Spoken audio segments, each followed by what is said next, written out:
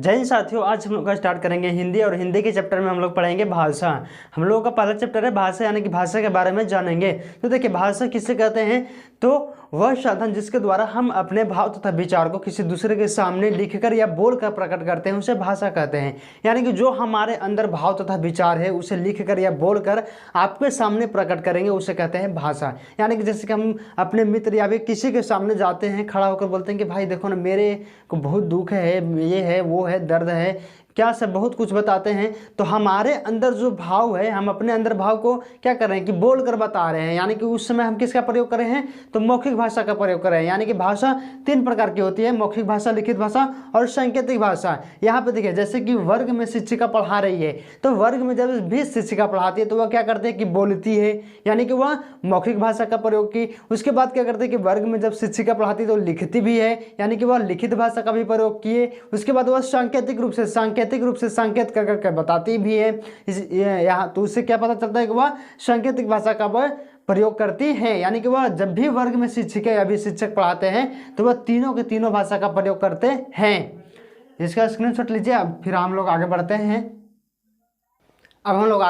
आगे देखेंगे कि मौखिक भाषा किसे कहते हैं। तो वह साधन जिसके द्वारा हम अपने भाव तथा विचार को किसी दूसरे के सामने बोलकर प्रकट करते हैं, उसे मौखिक भाषा कहते हैं। जैसे यहाँ पे लिखा हुआ है कि शिक्षिका वर्ग में बच्चों को या फिर शिक्षक वर्ग में बच्चों को पढ़ा रहे हैं। तो शिक्षक जब भी हम आपको पढ़ा रहे हैं, शिक्षक पढ़ा रहे हैं वर्ग में, तो बच्चों को बोलकर ही पढ़ाएंगे। यानी कि वह किसका प्रयोग कर रहे हैं? मौखिक भाषा का प्रयोग कर रहे हैं। हमारे गाँव में क्या होता है ना कि कुछ बच्चे ऐसे होते हैं जो अपने प्रेमिका से जब भी बात करना होता है ना, तो क्या करते हैं कि सीधा जाते हैं और डायरेक्ट बोल कर बात करते हैं। तो क्या करते हैं कि अपने अंदर का भाव जो है, यानी कि उनके अंदर जो भी फीलिंग्स है, भाव है, वो क्या करते हैं कि बोल कर बताते हैं अपने प्रेमिका को।